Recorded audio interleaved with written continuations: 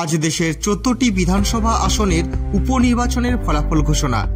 এর মধ্যে রয়েছে পশ্চিমবঙ্গে 6টি বিধানসভা আসন। তার মধ্যে মাদারিহাট বিধানসভা বিজেপির গড় বলে পরিচিত। সেই মাদারিহাট বিধানসভার ভোট গণনা শুরু হওয়ার আগে বিজেপি প্রার্থী রাহুল লোহার আত্মবিশ্বাসী যে তারা জিতছেন। ভোট গণনা শুরু হওয়ার আগে মাদারিহাটের বিজেপি প্রার্থী রাহুল লোহার কি বলছেন চলুন শুনে নেওয়া যাক।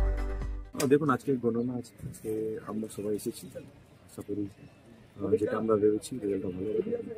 আমাদের একটা মানুষ সবসময় দিকে চেয়েছে, আর এই উপনির্বাচনে যত এরা ছাপ্পা মারার চেষ্টা করে মাদিয়াটের জনতা বিজেপিকে থাকবে।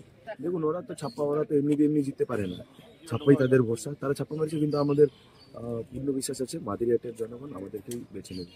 কারণ সত্যের রাস্তা সবসময় কঠিন হয়, আমরা কঠিন রাস্তায় হাঁটতেছি। কারণ এদের দুর্নীতি ধর্ষণ যেভাবে চলছে সারা পশ্চিমবঙ্গের মধ্যে, সেটা মাদিয়াটের মানুষ কোনোদিন মেনে নেবে। দেখুন, মার্জিন মার্জিন থাকবে, আমরা অবশ্যই।